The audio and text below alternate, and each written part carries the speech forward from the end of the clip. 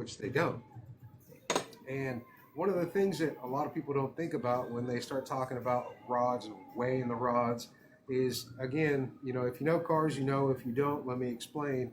So this I call the reciprocating end because let me just off frame here. I got a piston I can show you. This is actually one of the pistons I'm using.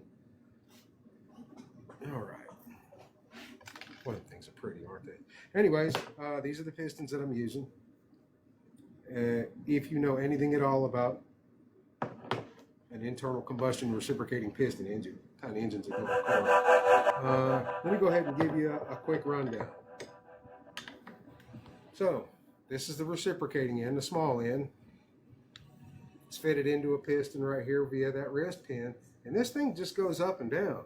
But this rotating end, the reason I call it the rotating end is because that's what actually drives or turns the crankshaft. Now, a lot of people don't think about it.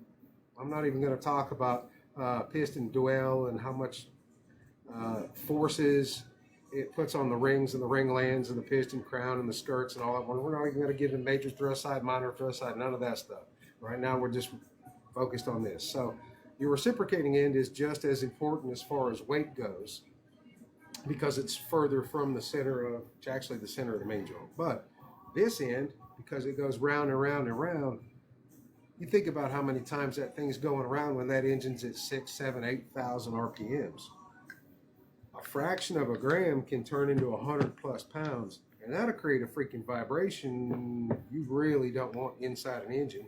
And that's the reason for match weighing all these components. And again, not just the overall component, but each end of the component, because each end of this component serves a different purpose. It has a different function all the way around.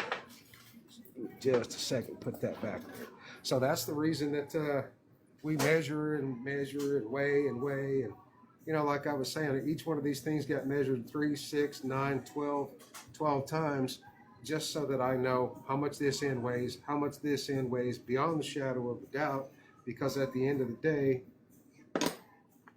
I got 2 stacks of these things. They all have to weigh the same at each end. Now, when you buy them, they're